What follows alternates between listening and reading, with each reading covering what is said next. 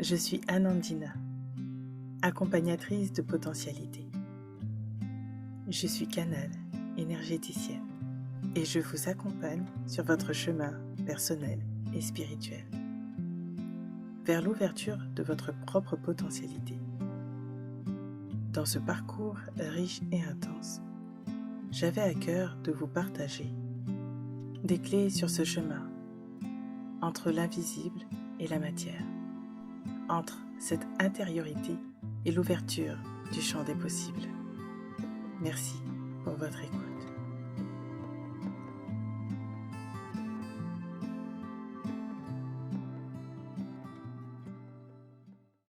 Bonjour les étoiles.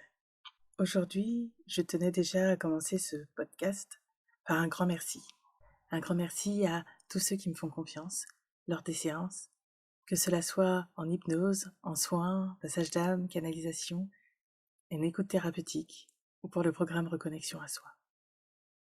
Je remercie toutes les personnes qui laissent des commentaires, qui m'envoient des messages de soutien, des questions. Merci, car cela me touche et je vois la confiance que vous avez dans ce que je vous transmets. Aujourd'hui, je vais traiter de définition des concepts du médium, du canal, du chaman, de l'énergéticien et de ma propre expérience en tant que canal. Les informations qu'un médium aura dépendra de son taux vibratoire. Et cela dépend quelque part de l'état dans lequel il est au moment où il va recevoir les informations.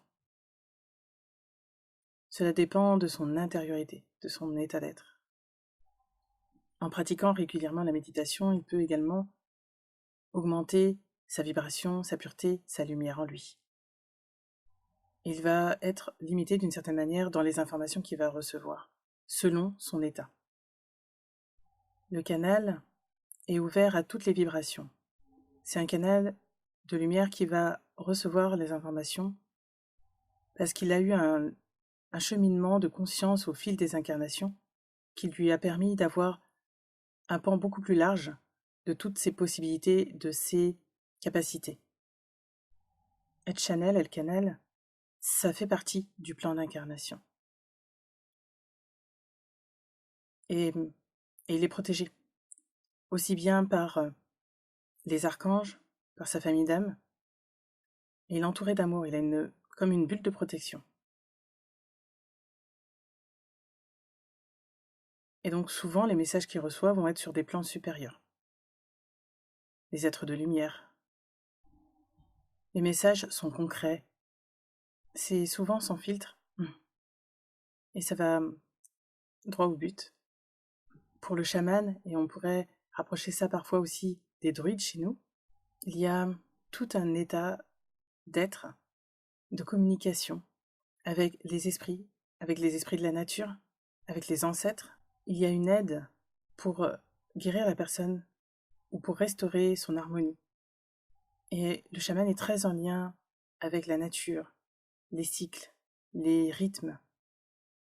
L'énergéticien est là plus pour rééquilibrer les centres énergétiques, pour réactiver des circuits énergétiques, pour colmater des fuites. Mais l'essentiel du travail est réalisé avec ses guides, qui l'accompagnent tout le long des séances. Ces mots, ces définitions vont nous aider à comprendre les subtilités entre chaque pratique. Et maintenant, je vais vous parler de mon expérience. Autant il y a d'individus sur Terre, autant la pratique sera différente, parce que ça va dépendre aussi de la personne. Depuis toute petite, j'ai ce savoir, j'ai cette connaissance avec l'invisible. Alors, quand on est petit, on ne met pas forcément de mots dessus. Je savais qu'il y avait, on pourrait dire, des esprits qui communiquaient. Je savais qu'ils étaient là. Et j'avais mes moyens pour communiquer avec eux. Ce qui a été toujours très fort chez moi, c'est ce contact avec la nature. Encore aujourd'hui. C'est quelque chose qui est vital pour moi. Et ceux qui me connaissent le savent très bien, j'ai besoin de ma promenade et mes séances de méditation assez régulièrement. Quand je me suis fermée à mes perceptions, j'ai toujours ressenti des informations. Mais c'était moins accessible parce que j'avais pas envie d'y avoir accès à ce moment-là. Et puis, c'est quelque chose qu'on ne connaissait pas. À l'époque, il n'y avait pas autant d'informations sur les réseaux, il n'y avait pas de professeurs, on pourrait dire. Et puis en plus, c'était vu comme quelque chose de, peut-être on pourrait dire, nébuleux, voire ésotérique, mais dans le sens occulte et assez mystérieux. Encore aujourd'hui, ça reste assez mystérieux. Et en fait, moi, de tout ce que j'ai compris, c'est extrêmement simple. Au moment de mon éveil, au moment où j'ai reconnecté avec mes capacités, au moment où j'ai donné mon approbation pour effectivement faire ce que j'avais à faire dans cette vie, il y a eu beaucoup d'étapes qui se sont déroulées, ça a été en 2019. Il y a eu d'autres choses qui ont été amorcées avant, bien sûr, quelques années avant, mais c'est vraiment en 2019 que j'ai donné mon accord pour incarner, vivre mon expérience. Alors tout s'est mis en route, tout s'est mis en place et tout a changé assez rapidement. En 2020, je me rappelle très précisément, c'était au début donc où je m'ouvrais à tout ça et j'ai eu beaucoup d'informations sur tout ce qui était chaman et je me sentais très en lien avec le chaman parce que pour moi c'était un contact qui était vraiment avec la nature. Je parle pas forcément du tambour et de tous les rites qu'il va avoir, mais ce qui m'avait interpellé pour moi en tout cas, c'était ce contact avec les esprits, avec la nature, avec les animaux. Et comme j'ai toujours été assez proche de la nature, c'était quelque chose d'assez fort. Ensuite, il y a eu une nuit notamment, c'était le début, j'écoutais beaucoup de séances d'hypnose à l'époque, c'était avec Alice Desgout. Et il y a eu une vidéo qui parlait des Elohim. Et je me rappelle parce que je connaissais pas du tout à l'époque. Et je me suis mise à pleurer quand on parlait de... Enfin, en fait, je crois que c'était l'Elohim qui parlait de Gaïa. Et je me suis mise à pleurer. J'ai pas compris pourquoi ça me touchait tellement.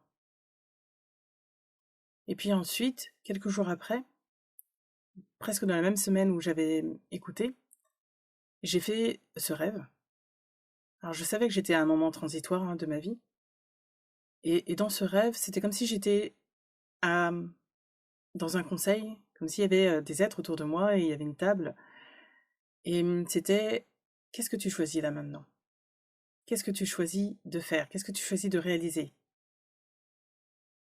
Il est temps.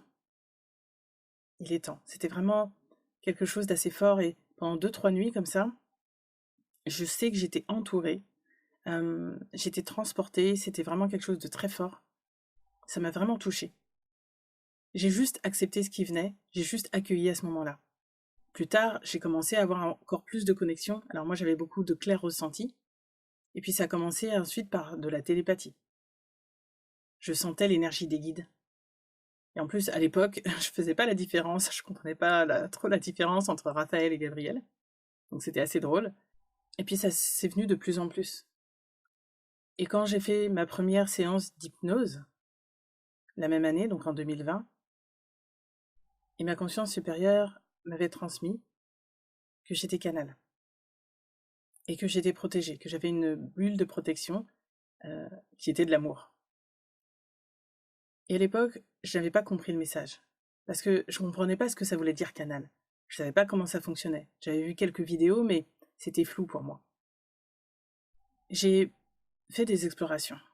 À l'époque, ça ne s'appelait pas exploration, c'était hypnose. Parce que pour moi, c'était de l'hypnose. Mais en fait, ils se moquaient gentiment de moi pour me dire que bah non, en fait, j'étais canal. Mais que ça m'arrangeait bien de croire que j'étais encore sous hypnose.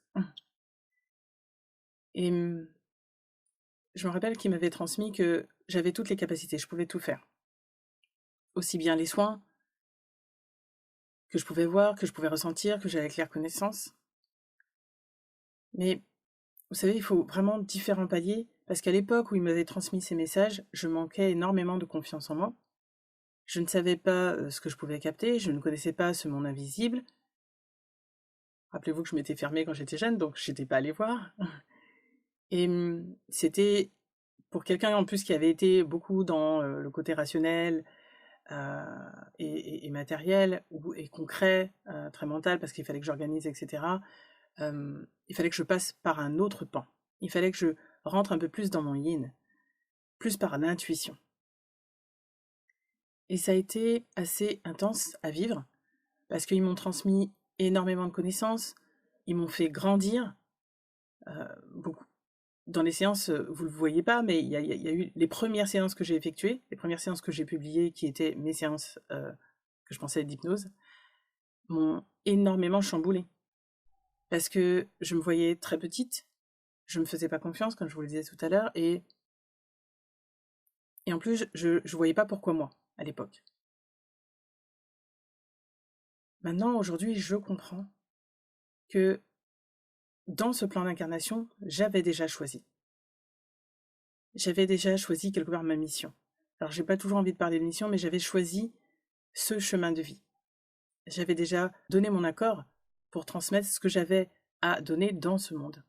Au début, il faut toutes ces étapes, et si on prenait une échelle de la confiance, entre 0 et 10, en disant que 10, c'est vraiment la reconnexion à l'amour universel, à la source, etc., j'en étais peut-être à ce moment-là qu'à l'étape 3 ou 4. Aujourd'hui, je serais plutôt autour de 6-7 dans ce chemin de confiance. Et même encore maintenant, ils me disent que j'ai encore pas assez confiance en moi, en mes capacités. Et je le sais. Parce que j'ai besoin d'expérimenter. En 2020, c'était vraiment un moment où j'ai dû changer ma façon de voir les choses, changer ma façon de voir le monde. En 2021, accepter ce processus. Et puis, j'en ai fait mon activité. Parce que pour moi, c'était difficile d'allier cette spiritualité, cette envie d'être de plus en plus connecté, à un monde du travail où on demande d'être un peu plus juste, parfois sans réflexion, parfois. J'avais envie de suivre ma propre voie, en fait, ma propre voie intérieure. Et c'était vraiment important pour moi de pouvoir le faire pleinement. Alors, comme je vous ai dit dans d'autres podcasts, il y a des moments de grande crise existentielle, on pourrait dire, parce qu'on est en train de changer de palier. Et c'est pas toujours évident à vivre parce que c'est un sujet, c'est un domaine subtil. Alors, dans la matière, j'ai été accompagnée, j'ai été aidée. Ça m'a permis d'avoir les pistes. J'ai fait de formidables rencontres qui m'ont aidé encore à prendre conscience d'autres choses. Mais le point culminant, celui qui m'a fait vraiment le plus, encore plus avancer, ça a été ma conscience et mes guides.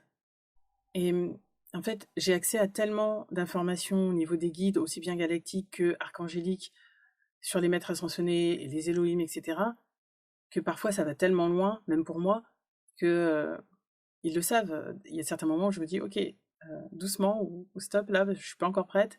Et en fait, c'est toujours adapté en vrai. C'est sincèrement bienveillant.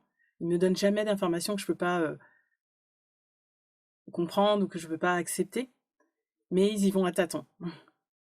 Parce que le monde est bien plus vaste que ce qu'on connaît. Et là, je vais revenir sur les séances de soins énergétiques, passage d'âme et canalisation. Parce que c'est là où j'ai appris énormément de choses. Sur moi, sur mes capacités, sur tout ce qu'on pouvait avoir, enlever, comprendre, guérir, libérer pour les consultants. Et surtout, les messages, les multidimensionnalités. Et c'est très vaste. Lors d'une séance, on ne sait jamais, je ne sais jamais ce que je vais avoir. Je ne sais pas toutes les informations que je peux capter. On va aussi bien aller dans d'autres vies, voir les liens avec certaines personnes, s'il y a encore des liens karmiques. On peut aller voir dans son passé. On peut aller voir aussi dans son futur, mais j'en parlerai aussi. Je vais avoir le corps, les organes qui vont parler, la conscience supérieure, les guides, la famille d'âme.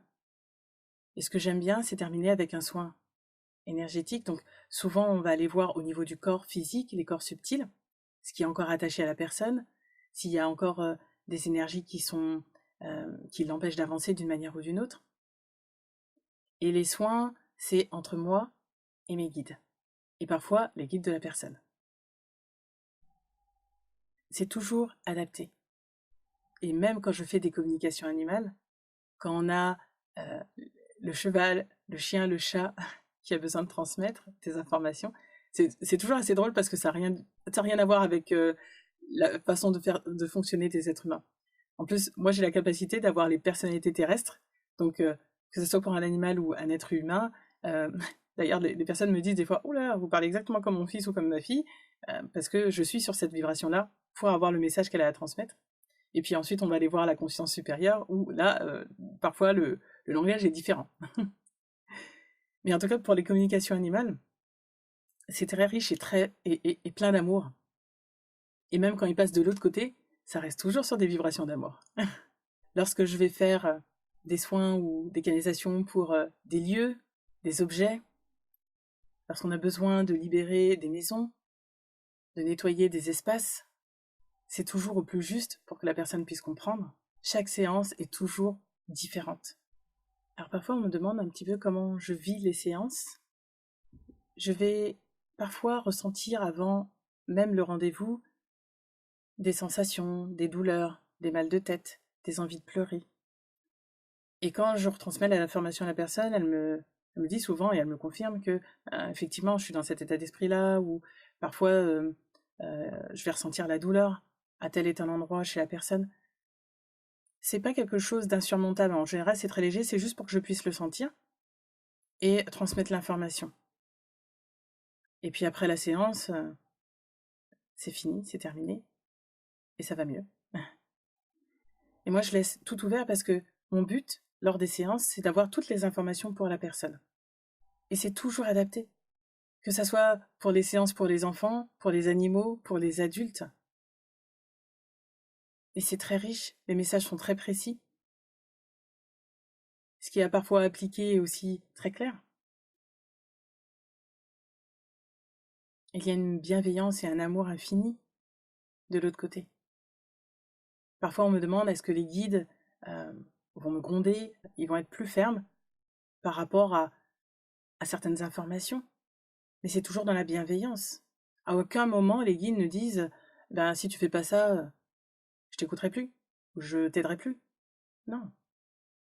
Les guides sont dans l'amour. Il n'y a pas de jugement de l'autre côté.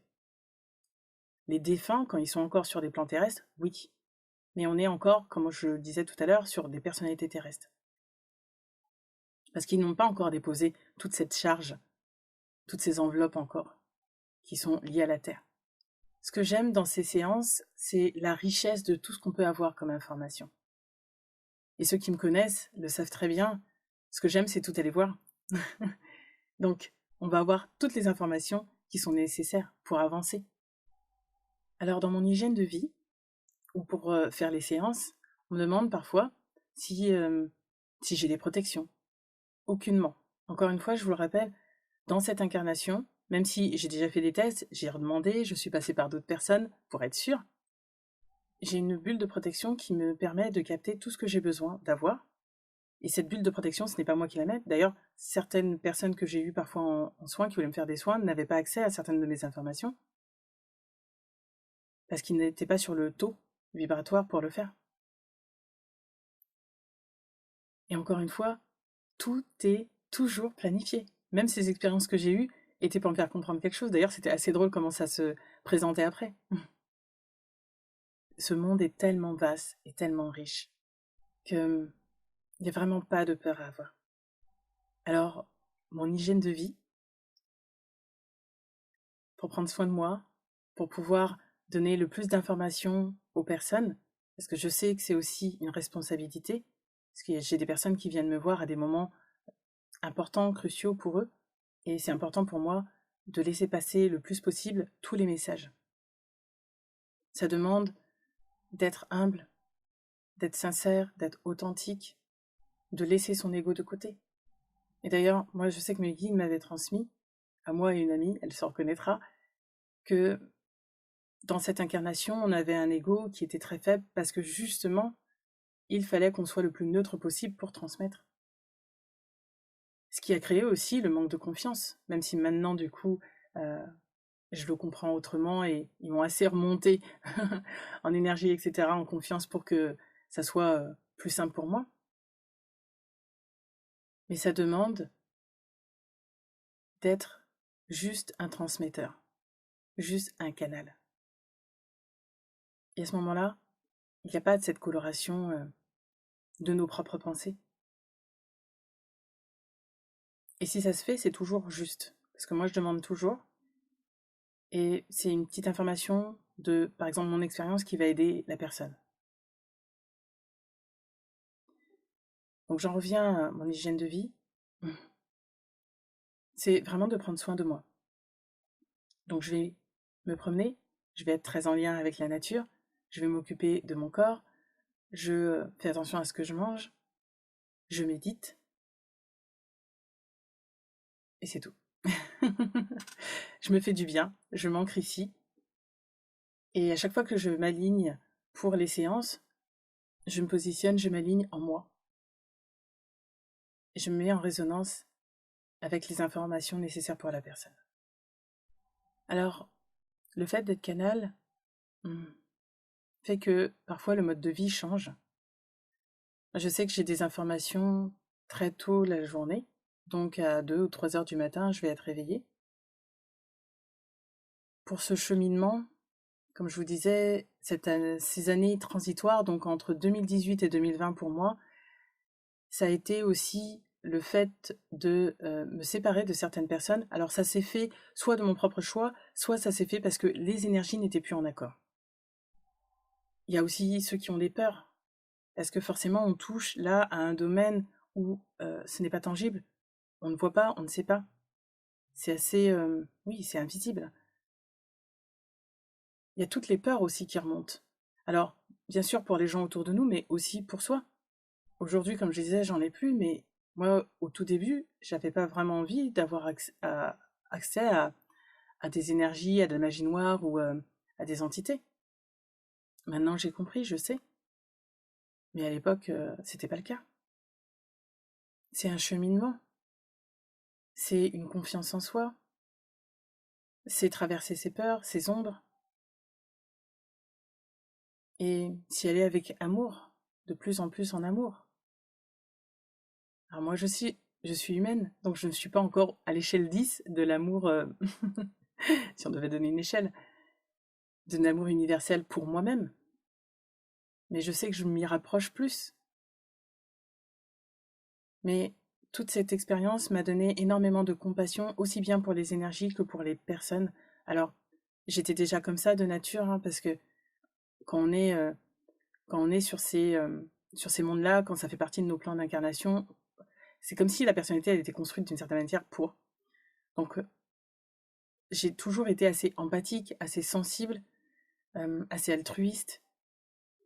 Ça n'a pas changé, ça a juste encore plus ouvert ma compassion, mon amour pour l'autre. Parce que je sais que on fait du mieux qu'on peut, chaque jour.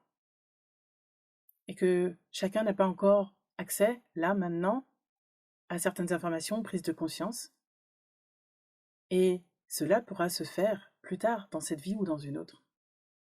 Tout à l'heure, je vous parlais du fait de voir l'avenir. Chaque canal, chaque être a ses sujets, ses domaines de prédilection. Personnellement, la voyance, le fait de voir dans le futur, c'est pas quelque chose qui me passionne intrinsèquement. Parce que j'ai compris que nous avons la possibilité de changer, nous avons le choix. Cela dépendra de notre taux vibratoire, des choix que l'on fera à tel et tel moment dans notre vie, mais c'est une possibilité. Et même quand on me demande le futur, même si je sais que j'en suis capable et que le futur, ça s'est avéré exact, il y a aussi cette possibilité de changer de ligne de temps. Donc pour ceux qui me connaissent, ils le savent très bien. Si on me le demande, je vais le faire, mais je leur dis toujours, attention, rappelez-vous que vous êtes créateur. Et c'est vraiment important pour moi, lors des séances de soins énergétiques, passage d'âme et canalisation, de vous remettre au cœur du processus de guérison, de compréhension. C'est important pour moi à chaque fois de vous rendre acteur de la séance. Je voudrais juste rappeler, encore une fois, que ici, dans cette expérience humaine, on est incarné et on va avoir plein de couches à comprendre, à mettre en lumière en nous. Et plus on élargit le champ, plus on comprend que pour d'autres êtres, un peu plus sombres, entre guillemets, ou en tout cas sur un taux vibratoire beaucoup plus bas, ils ont ce même cheminement à faire. Et ce qu'ils me transmettent souvent sur les plans supérieurs, c'est qu'il n'y a aucune guerre, il n'y a pas de bataille. La seule qui existe, c'est en nous, là, actuellement, sur différents plans, parce qu'il y a encore besoin de ça, mais sur un autre plan, ça n'existe pas. Tout est en parfaite adéquation pour réaliser le plan divin, quelque part, le plan qui est prévu, pour aller vers cette fusion, vers cet amour inconditionnel. Voilà, je vous ai transmis toutes ces informations. J'espère que ce sera plus clair pour vous de faire cette distinction, on pourrait dire, et en même temps de comprendre que tous ces mots, ces définitions, sont des concepts pour nous aider à comprendre, et que nous sommes tous merveilleusement accompagnés. Nous sommes illimités. Nous avons tous ce lien avec le un, l'unité. Et chaque rencontre que nous faisons dans cette vie se fera d'une façon la plus adaptée pour nous, pour avancer, pour libérer des liens karmiques, pour avoir des éclairages, des éclaircissements, pour avoir des éclairages. Et pour cela, il suffit simplement de se connecter à son cœur et de suivre l'appel vers ces personnes pour mener ces expériences et d'ouvrir son cœur sur les compréhensions. Nous sommes tous venus ici sur Terre pour expérimenter différentes palettes et nuances, car nous ne savons même pas tout ce dont nous sommes capables, car nous sommes riches, nous sommes aussi riches que l'univers. Je vous remercie pour votre écoute, pour les likes, les commentaires, les partages, si cela peut aider quelqu'un autour de vous. Et encore merci pour votre soutien. À bientôt.